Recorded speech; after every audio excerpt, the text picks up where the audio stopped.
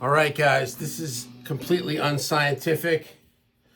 I'm just bringing you guys along. This is my AC30 that I've been thinking, maybe I should sell it because I've had it in there and I've been running it through the cabinet.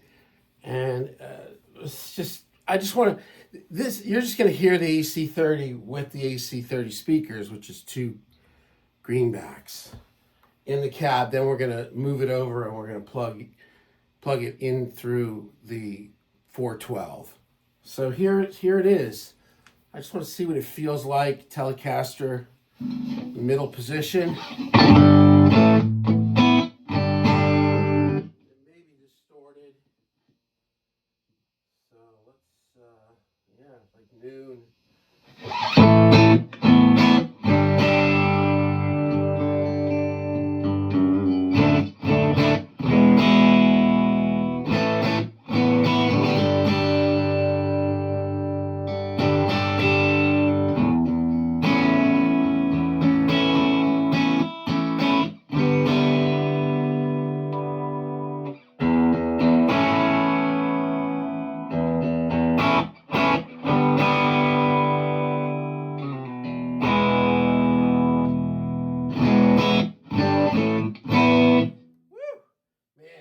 You guys were here to hear this. That sounds killer. So I'll cut this probably. What I'm going to do is put this on standby. Now I'm going to run the cable. I've got to change the... And I didn't want to try to record this because it's more than anything. I'll know how it feels. I'll know how it feels. So now I got to come back here. And I gotta go set this to 8 ohms. It's never easy. I'm gonna tell you guys a funny story though.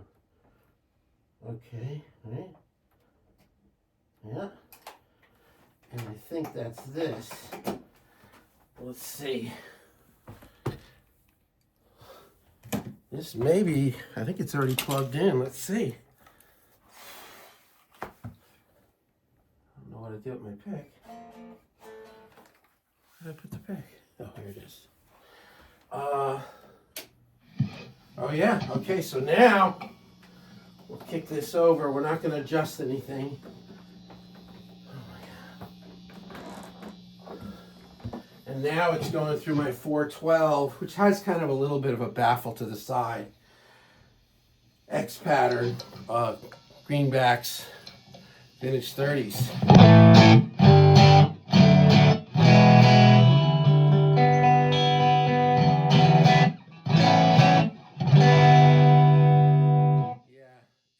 It's better through its own cab.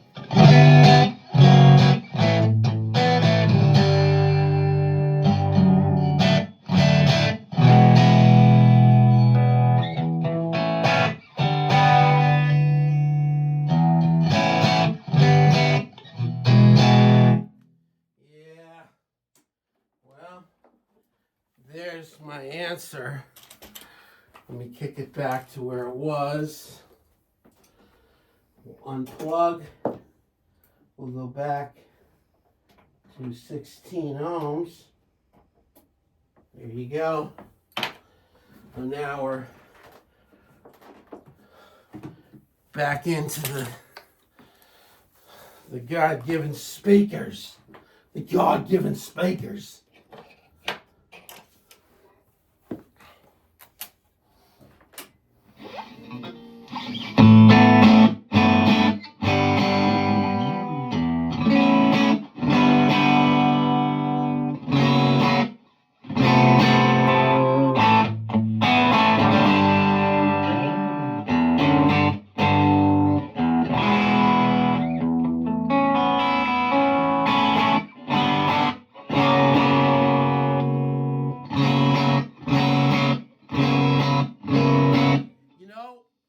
So hold on. I don't know that it sounds all that different. It sounds different because it's on the ground and I'm not getting blasted like I am with this one. Okay, so I just did it down there. We're going to do this one more time. Stay with me. Stay with me.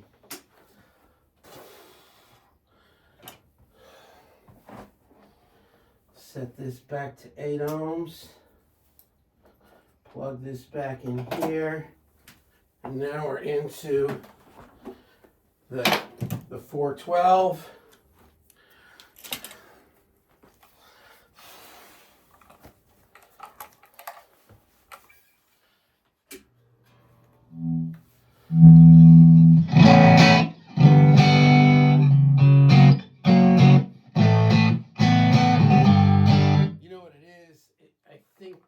It's the X pattern and the little bit of vintage 30s making it a little like scratchier. And I just like it with greenbacks. I don't know though, it sounds nice. It's bigger. Yeah,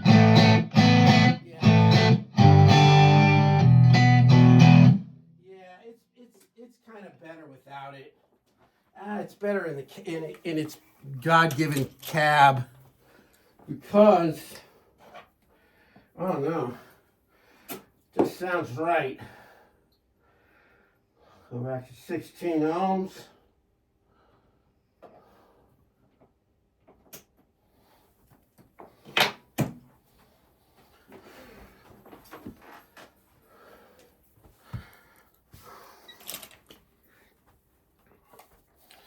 Let me get this done, then I'll tell you what my thoughts are.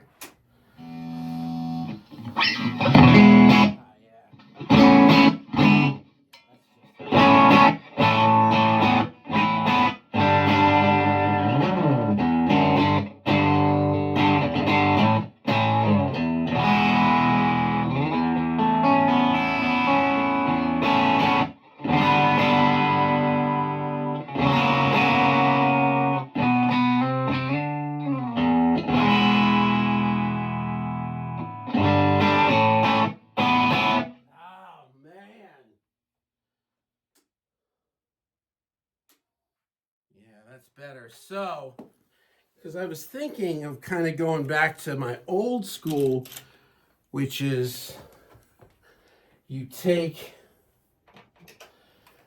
the, well, let me see if I can move this in here. I think I'm going to be backwards though, because I've got it on the forward facing, whatever. You take the, you take the head part out, the chassis or whatever, and then put it up on the rack. It's just not worth it. It's just not worth it. I just don't know if I want to deal with it in there. Yeah, I'm just gonna sell it. I don't really need it. I mean, I've got so much of that, though that really does sound nice. I love those early 2000 CC2s with the greenbacks. I've had hand wired in here that I liked mine better, my old one. And I've had ones with blues and I don't know, I like the greenbacks.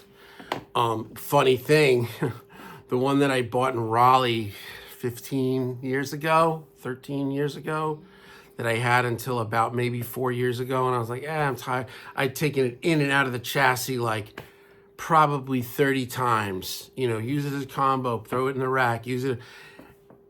It's for sale because it's got all of my P-touches and taping over so I don't plug things in the wrong way. The one thing that is nice about this in the rack is that the way you flip it upside down, now you're looking at it right side up. So it's like if you're looking at I don't know how to explain this, but like here's zero, more gain. Where like with it, when you're standing in front of it, everything's kind of the opposite. And the reason for that is these were originally like for bandstands. So the guitar player stood behind the amp. So that's why everything's backwards, because when you're standing behind the amp, you're looking at it going that way, and then everything's straight. But look at my hair. I cut it. I went shorter, and I blew dry it, which gives me a little bit of lift, Yeah, it's a little bit of life in there. So, yeah, I bet sir and all that's going to be backwards, but we're not actually in an altered reality. We're in a normal reality. So I got up this morning. So so last night I I can't get my food straight. I can't get my routine. I've been failing. And I got back from LA and I did good for a day or 2 or 3, and then it started slipping. So I sold my Peloton. Like I was like, you know what? Last night I thought I'm just going to do 75 hard. If anybody doesn't know what that is, it's 75 days. It's, you know, and it's you do a picture every morning without a shirt on. You put it. I have an app. You know, it comes with an app, and then you do you drink a gallon of water. You do 2 workouts, 2 45-minute workouts a day. One has to be outside. You have to stay on your diet. No cheating, 0 cheating, no alcohol, which doesn't matter. I don't drink. So it's the 2 workouts, and you have to read 10 pages of nonfiction. So, you know, they encourage kind of self-help, you know, self-actualization books or whatever.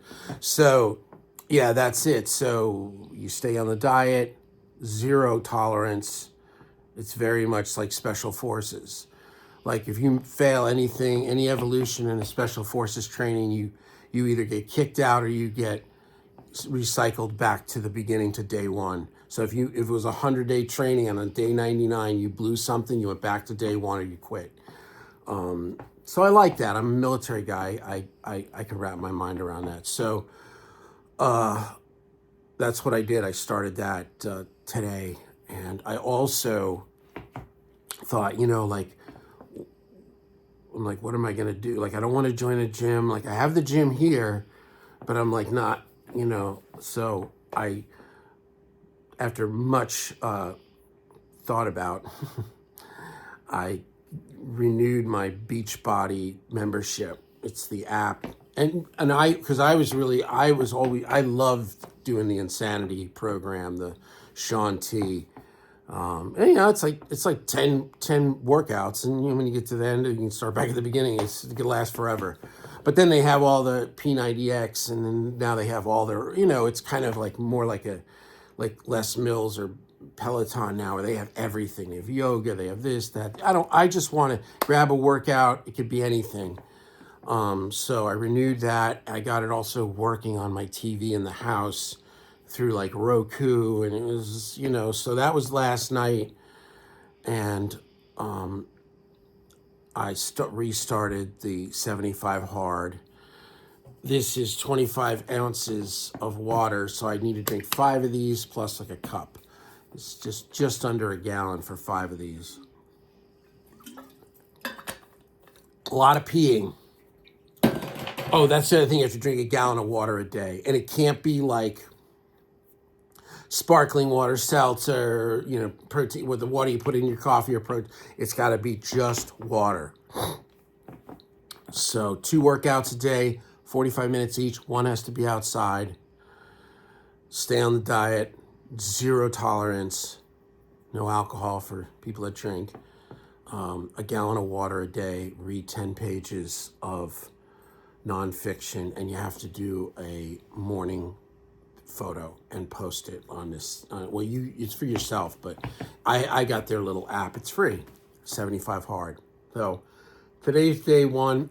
I did it once for about 5 days. Then I did it another time for about 2 days. But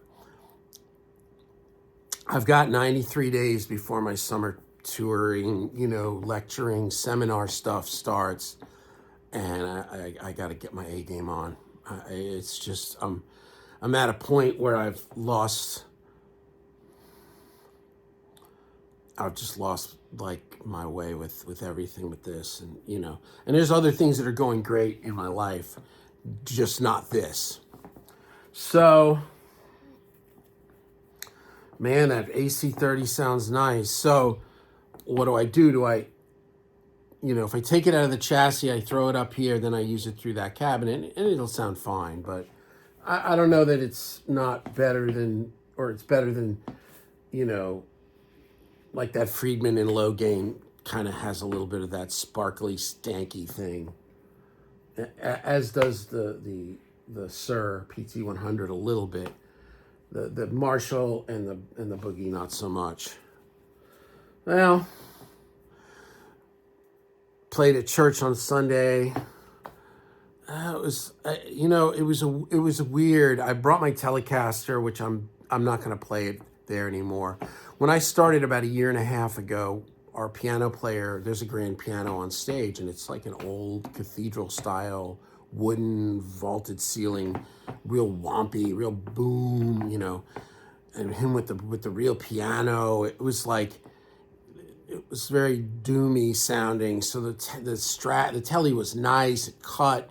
It added like a smile to it. But yesterday, I haven't played in a while because I was on the road. Yesterday, it was just felt so bright and thin. And I realized, oh, he wasn't there. He was off. And now he's not even playing the piano. He's been bringing a keyboard. I don't know if he's just tired of dealing with this piano, with the tuning and the humidifiers and everything. I don't know if he's just given up, but he's just now on a keyboard. So I'm going to use this. Oh, this is the same one that I use for gigging, because the humbuckers tap. So it's kind of Les Paul Telly in one, but you can definitely get more beef out of this than a Telecaster. Oh, and it's got Duncan pickups, and it plays absolutely perfect. It's such a beautiful guitar. So, yeah. Who likes cheap guitars? It's like cheap sunglasses, right? That's an Epiphone. Sounds great. That's the thing I realized, too, and I've said this. No matter what I play, I still just sound like me. So it's not like I'm getting some big advantage, hey, here's 1958, reissued Murphy Labbed, aged, Les Paul with, the Bada Bingo wood from planet Venus. And I play it, and it just still sounds like me. So it's who cares? I'm that guy, right? I'm just get an Epiphone, throw Duncans in it, and call it a day. If you can't make that sound good, it's hopeless. There's no hope. We're without hope. So, there it is. AC30, 75 hard, church sounds, dog sleeping. Anyway, I hope you guys like this, and I took the kids to school today. I came home. I did a little bit in here for 30 minutes, 40 minutes, and I laid down and I slept for 3 hours. I've been run down, and that, not to make excuses. Well, I guess to make excuses, but I've just felt run down. My sleep has been weird, and my food has been weird, and my mood has been weird, and it all just culminates with just every day is you just feel ugh, you know what I mean? Ugh. Do you ever see As Good as It Gets when Jack Nicholson hates this dude's dog? Jack Nicholson's a mean dude, and he hates this dude's dog. Throws it down the garbage chute in New York City, 20 flights. Dog ends up down in the dump, and they find him, and hates this dog. Well, the dude ends up getting attacked by these guys, and he can't do anything. So he asks if this dude that hates this dog could take care of the dog. So now the dog's over there, and he hates this dog. Well, needless to say, he loves the dog, and they become chums. And at the end, when the guy finally felt better, he's comes over to get the dog, and the dog jumps on Jack Nicholson's lap. He doesn't want to go. And finally the dog leaves, and Jack Nicholson is there at a piano, and he's just he's like this. I'm talking about, I guess, my mood, right? And he does this dong on the keyboard, and he looks up and he goes, "Over a dog." Oh, wow, because you're talking about dog. What are you doing to you? Hey, you want to be in the video? He's not having it. All right. He doesn't want to be in the video.